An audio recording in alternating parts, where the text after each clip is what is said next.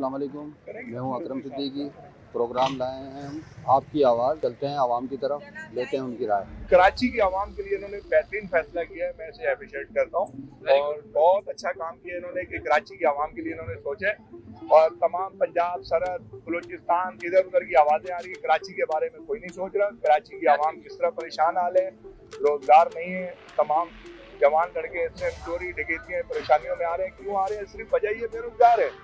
और पहली बार ये फैसला मुत्तहिदा कौमी मूवमेंट ने भी किया, बेहतरीन फैसला किया है और पीपल्स पार्टी ने बेहतरीन किया, नून लीग वालों ने किया, बेहतरीन किया। मैं तमाम को बराती तहसीन पेश करता हूँ। इनको चाहिए कि आपस में इत्तेफाक करके और मिलकर दूसरे के साथ चले। अगर ये अपने आना के मसले पर चले तो फिर अंदर यानी 3 मरतबा तो मार खा के तो 4थी मरतबा भी खाएंगे। सूबेदार ने जो फैसला किया है पोजीशन बैठने का, बहुत अच्छा किया है।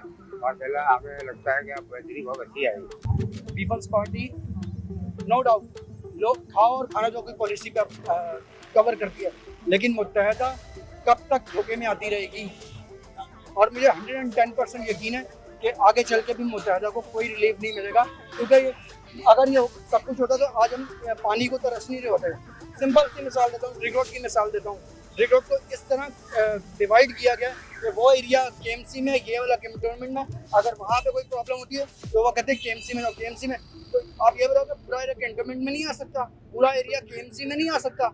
इससे कबल भी बहुत सारी सियासी पार्टियों के साथ इनके मुआहदे हुए हैं और बड़ी शान शौकत के साथ हुए। एक दफ़ा तो 90 के ऊपर जरदारी साहब ने और फरूख सत्तार साहब ने आपस में टोपियां भी तब्दील की। तो माजी का तजर्बा तो ये बताता है कि मुत्तहिदा ने जब भी किसी सियासी पार्टी के साथ कोई मुआहदा किया है तो वो मुआहदा अपने मंतकी अंजाम तक नहीं पहुँचा। नहीं, ये फैसला इनका बिल्कुल गलत है, क्योंकि ये उन लोगों के साथ शामिल हुए हैं जो 30 साल से मुल्क को खा रहे हैं।